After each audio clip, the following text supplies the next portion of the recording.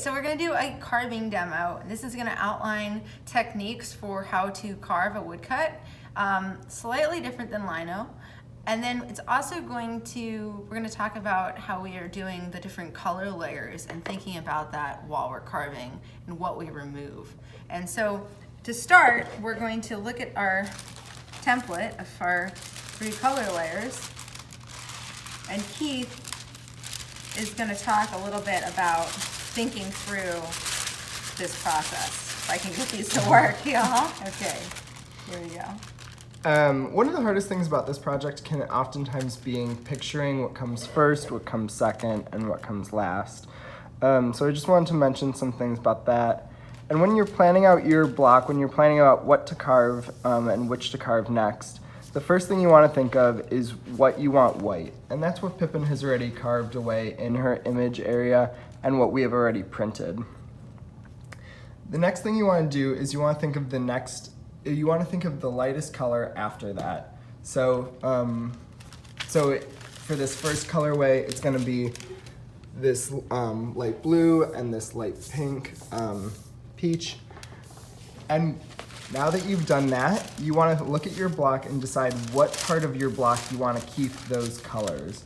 And those are the things you're going to carve away, which is also what you've already detailed in this layer. Right, so that's where we're at now. I've printed the first layer with those whites, and now I need to carve away what is sort of seen as white on this layer. And that, you can see through here, you can see the orange through it. So basically what I'm gonna start figuring out now, I'm gonna start carving away anything that I want to stay, this orange or this blue. I know I want this bird to have mostly yellow in its feet. The other thing I did is I blow dried this block, because if you're trying to carve the block wet, see, it's still a little wet. It actually ends up acting a little bit like, if you ever try to use a razor blade when it's really dull on trying to do sharp controlled lines, this kind of acts the same way. It kind of frays the edges a little bit like a razor blade. So I'm actually not going to do a ton of this demo, but I'm just do a little. So what I'm doing right now is I'm carving away everything that I want to have show up. Basically, whatever I carve is going to be this color, because I'm carving away and it's going to show this color ink or this color ink, because I'm reprinting this block onto that piece of paper. And so here's some techniques. So one, when you're carving a block, it's nice to do stops. So I know I want to create a stop. So I'm going to be carving these lines out.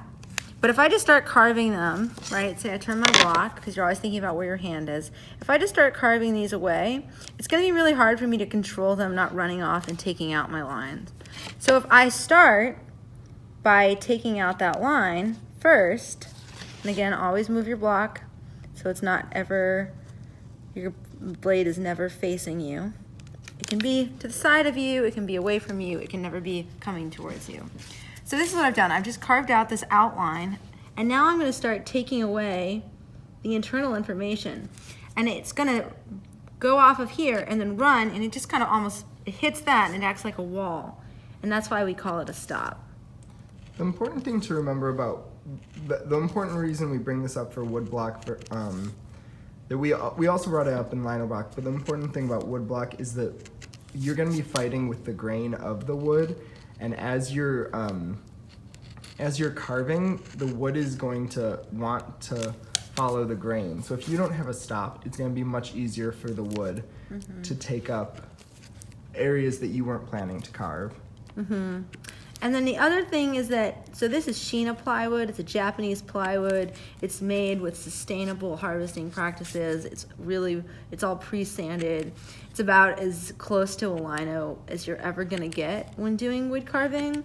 So you can almost forget when carving with Sheena that it does have a grain, but every once in a while it'll manifest on you and surprise you, and you have to be prepared for it. But also, it's always a good thing to keep in mind, because if you ever switch to any other kind of wood, birch or pine or anything like that, the grain is really, really gonna be something you have to be thinking about all the time, because it'll show up in surprising ways. And the other thing to keep in mind is with woodcut, you should really be sharpening your tools every 10 minutes. It makes such a difference on having control over that grain. So here I am. I'm not going to do all these stops, but this is what I would do eventually.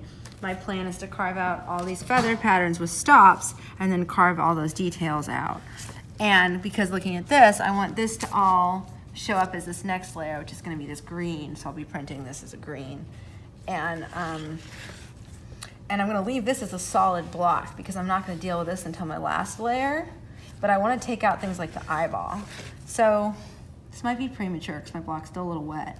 But with the eyeball, you're thinking about going in a lot of control. So what I'm doing is I'm holding it in my hand. See how I'm holding it? I've got my 3 fingers underneath. One's sort of stopping it here. The other 2 are supporting. It's in the palm of my hand. And then my finger is working as a guide. And then my thumb is also. And then I'm using my other hand as both a stop for when I'm pushing with this hand, I'm stopping with this hand, and I'm using it for sort of added guiding. And so here I am coming in.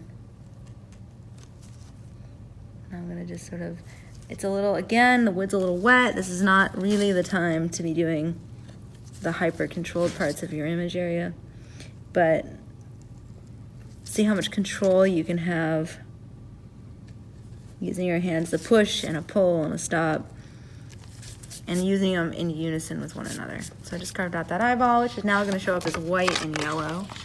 Another thing to think about is with your tools, you have a V gouge, you have these different U gouges, and then you have this like little one. And this is that flex cut carving kit that y'all have. It's really great, these interchangeable blades. I am almost always using the V gouge, but the U gouge can be very useful. And one thing you're always thinking about is it depends on what kind of mark you're making, right? The V gouge, you can make these beautiful tapered lines, or you can make kind of squares and boxes or hatching. But the U gouge cannot be used to just sort of take away large amounts of space, but it can also be used, like if you're trying to make a shape. I'm trying to think if I have any. I don't have anywhere that's exactly right for this, but like say I had this shape that's perfect for this, I could just use that as my shape because it's the U. But I'm not trying to take out a ton of surface area yet. Well, one thing actually, no, here, I want to take this out. So I'm going to first highlight all this because I want this to actually just print as the yellow. And what are you saying by like which area are you taking out? I would be taking, actually I just realized I want to print more of these before I like carve this block away. I just thought about that. But I would carve all this out with my my big U. And then this, because I want this to just show up as my first color layer, which is this. So if I carve it away now, I want this area to just be this kind of ruffly feathery in here too. I'm going to carve all this out. So it'll just be these ruffly feathers that are just in these earlier colors. And so they're going to be, once everything else is kind of darkened around them in contrast, they're going to have this sort of light, fluffy effect, which is what I want for this bird. So that's the start of this demo. I just realized that I probably actually didn't want to carve all that because I'm going to print more of these, so I'm going to stop. But that's the carving demo.